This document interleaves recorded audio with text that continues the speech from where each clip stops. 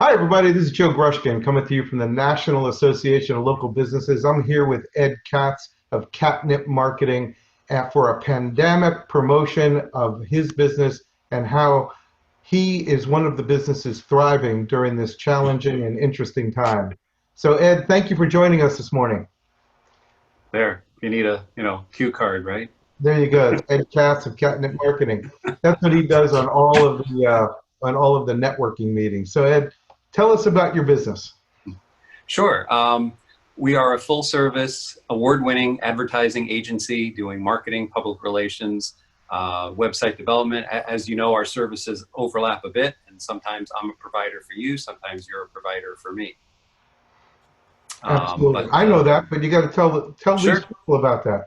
right. So, So yeah, full service. So traditional advertising, television, radio, outdoor, print, social media, search engine optimization, website, a lot of public relations, now some crisis communications, unfortunately, but that's a necessary part of the time we're in right now. you got it. And for total transparency, you're also one of the service providers for the National Association of Local Businesses and an ambassador for the services, over the 100 services that we offer. So, it's a great partnership and a great relationship and friendship from as well. So, Right. Ed, tell us about what you're doing to thrive during these challenging times, because it is pretty crazy and all businesses are doing something different than they were before. What are you doing to thrive right now? Right. Well, working with the clients, and there's clients here in Florida, some in the Northeast, Connecticut, New York, Pennsylvania, and sometimes other places. But everybody's going through something very similar now, dealing with the pandemic. And the first thing I wanted to do was reach out to clients and check on their messaging to make sure they were making their customers and also internally, all the people inside their own company aware of the proper procedures from a communication standpoint. So first off, what are you doing to address the issue with your business internally as well as with your own clients? And then how are you communicating that? And kind of doing a communications audit to check the processes in place and see what needs to be adjusted, and then also check the messaging to make sure it's consistent and it's focused through the proper channels. So proper channels means internally as well as externally. So the chain of communications from inside a business and how they communicate externally. So everyone, basically helping everyone get on the same page. And then I just had a review with a client yesterday, a nonprofit, and we went over and brand new client. And part of the reason, actually, they were ready to hire me before this happened, but the priorities changed because of the pandemic. So the first thing I asked them was, "What's your crisis communications plan?" And then the phone kind of went silent for about 5 seconds. So what we're doing is reviewing what they need to do for that, because that's critical at this point. And what I'm finding, and you may be finding this too, Joe, is a lot of businesses are saying, there's some things we meant to get to, but really didn't have a chance. They were like not front burner things because we were doing the business day to day. Now that's changed, and we're looking at it and say, oh, wow, we really need to do this now. So we're talking about those kinds of things, and I'm sure you are with your clients as well.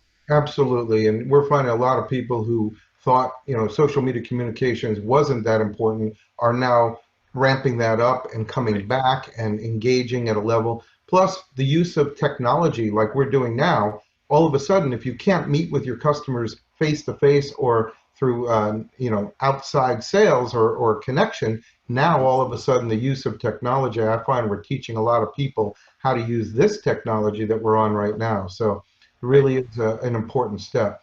Ed, what kind of tips would you have for a business owner right now to come through the pandemic stronger, come out the other side stronger than they went in?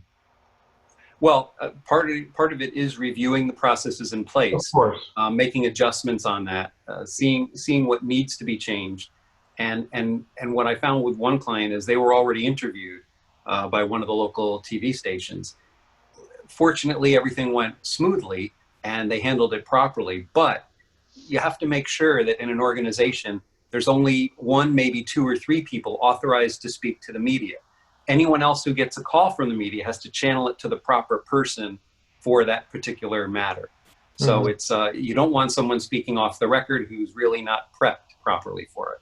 That's Got it. critical because then not everyone's on the same page and the communication can be muddled to the Now, media, and that goes to the public, and that's actually dangerous for a now, business. what about the small business, the local business? What can they do to come out of this stronger? They're not going to get interviewed by the press or have need a crisis communication at a larger level. What can a smaller business do to survive and thrive through this?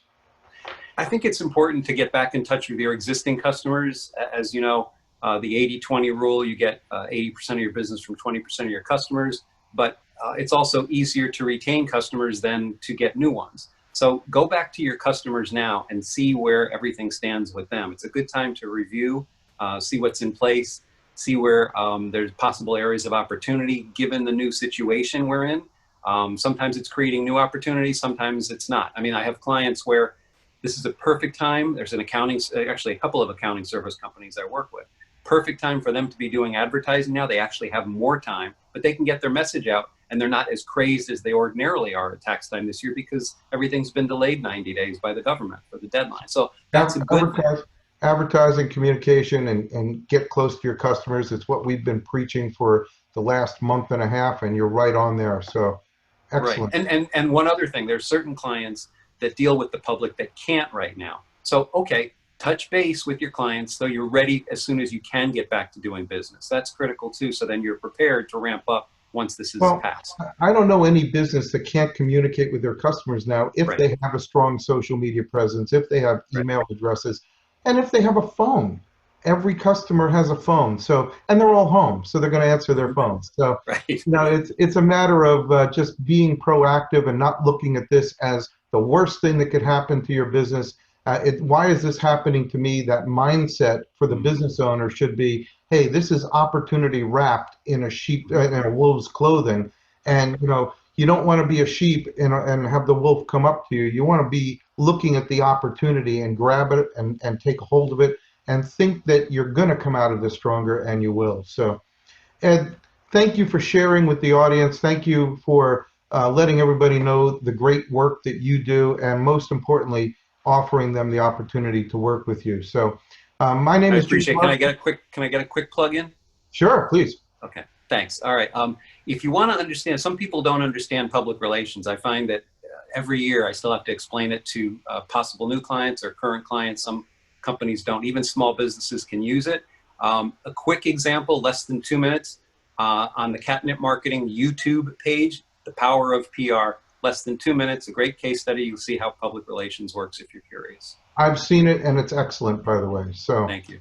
yeah. So again, I'm Joe Grushkin from the National Association of Local Businesses. We help local and small businesses get access to over 100 top quality products and services, one of which is the great services that Ed offers. And more importantly, we provide discounts and on a collective buying basis to help businesses be more profitable, productive, and get promoted to their audience. So if you It's a want more great information, service you're providing, Joe. Terrific if service. you want more information, thank you, Ed. You can go right to that website right there and find out more about it. We want to thank you for watching and have a great day. And remember, we're all going to come out of this together. Thanks.